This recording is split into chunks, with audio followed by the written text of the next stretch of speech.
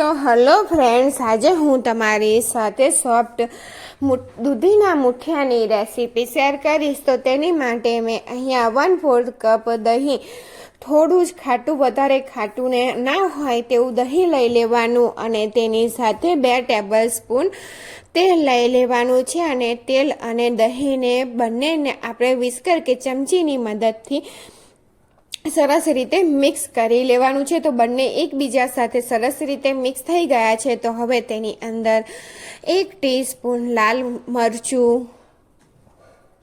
1/4 teaspoon હળદર, 1 teaspoon ધાણા જીરું પાવડર, 1/2 ટીસ્પૂન ગરમ મસાલો, 1/2 ટીસ્પૂન જીરું અને 1/2 ટીસ્પૂન અજમાને હાથેથી આ રીતે ક્રશ કરીને એડ કરવાનું છે. અને 2 પિંચ જેટલી હિંગ ઉમેરી દેવાની.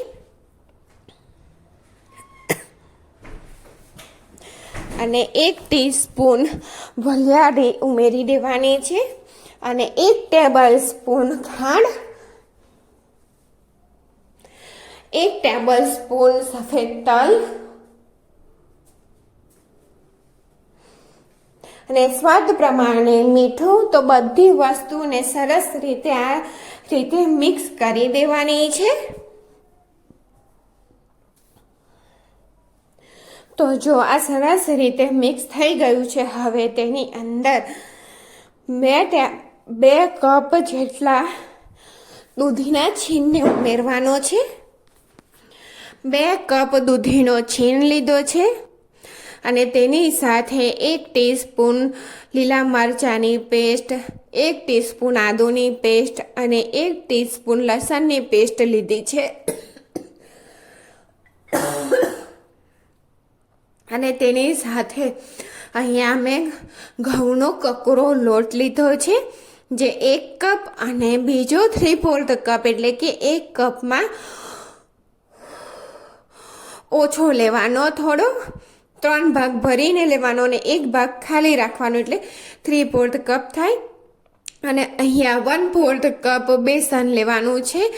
જો તમારી પાસે બેસન અવેલેબલ ના હોય તો તેની જગ્યાએ તમે સોજી પણ લઈ શકો છો. અને અહીંયા જો પાણી બિલકુલ ઉમેરવાનું નથી, દહીં અને દૂધીનું પાણી છૂટશે તેનાથી જ લોટ બંધાઈ જશે. 1/2 ટીસ્પૂન ખાવાનો સોડા અને તેની ઉપર 1 ટીસ્પૂન જેટલું પાણી એડ કરી દઈશું તેને એક્ટિવ કરવા માટે. અને અહીંયા બીજી ધ્યાન રાખવા જેવી બાબત એ છે કે તમારે બેસનનો યુઝ વધારે નથી કરવાનો. જો તમે બેસનને વધારે લેશો ને તો તે ચીકાશને લીધે ચીકણા થઈ જશે મુઠિયા અને ખાવામાં સારા નહીં લાગે.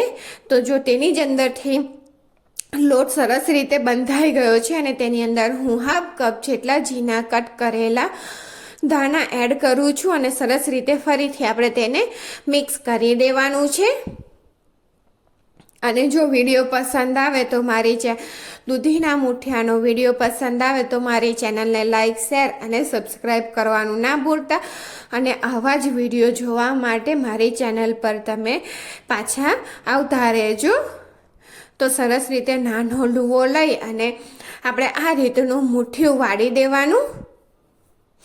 અને સ્ટીમર મેં પહેલેથી પાણી ગરમ કરી અને તૈયાર રાખ્યું છે. તો હવે તેની અંદર આપણે આ દૂધીના મુઠિયાને થોડી ગેપ રાખી અને રાખી દેવાનું છે. સ્ટીમરમાં મેં શું કર્યું છે, કઢિયું લીધું છે, પાણી અને તેની નીચે કાંઠો મૂકી ઉપર આવી રીતે કાનાવાળી ડીશ રાખી દીધી. હવે તેને ઢાંકી અને હાઈ ગેસની ફ્લેમ પર 12 મિનિટ માટે આપણે તેને કૂક કરી લેવાના છે. તો 12 મિનિટ થઈ ગઈ છે. ત્યાર પછી આપણે ખોલી અને તેને ચેક કરવાનું છે. અહીં બીજી વાત એ યાદ રાખજો કે 12 જ મિનિટ આપણે કૂક કરવાના છે. જો કાચા લાગે તો ફરી કરજો, નહીંતર 12 જ મિનિટ. તો જો ચપ્પુ બિલકુલ ક્લીન નીકળ્યું છે નો મતલબ કે આપણા દૂધીના મુઠિયા થઈ ગયા છે, કમ્પ્લીટ કૂક થઈ ગયા છે. તો ઠંડા થાય ત્યાર પછી મેં એક પ્લેટમાં લઈ લીધા છે અને તેને આપણે સમારી લેવાના છે.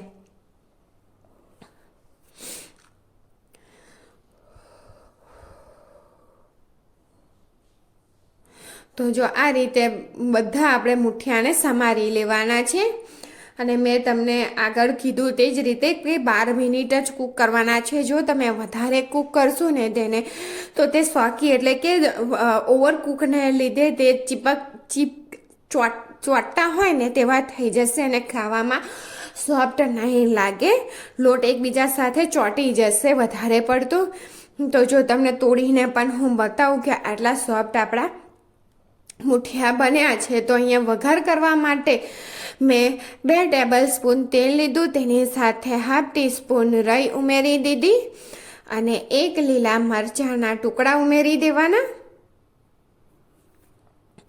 અને લીલા મરચાંને સારી રીતે આપણે તેલમાં શેકી લેવાના છે. અને તેની સાથે 2 ટેબલ સ્પૂન મેં તલ લીધા છે.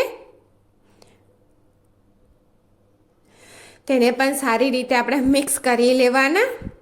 ત્યાર પછી આપણે મુઠિયા ઉમેરી દેવાના છે તેની અંદર.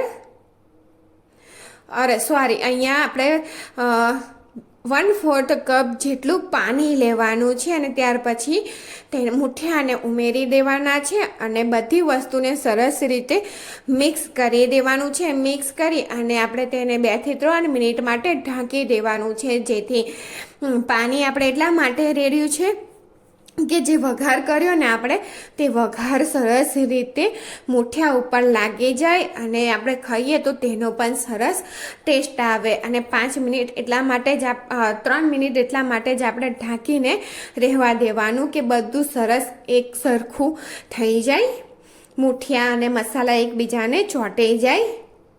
જે વઘાર કર્યો ને આપણે તે તો દૂધીના મુઠિયા બની અને તૈયાર થઈ ગયા છે. Thank you for watching.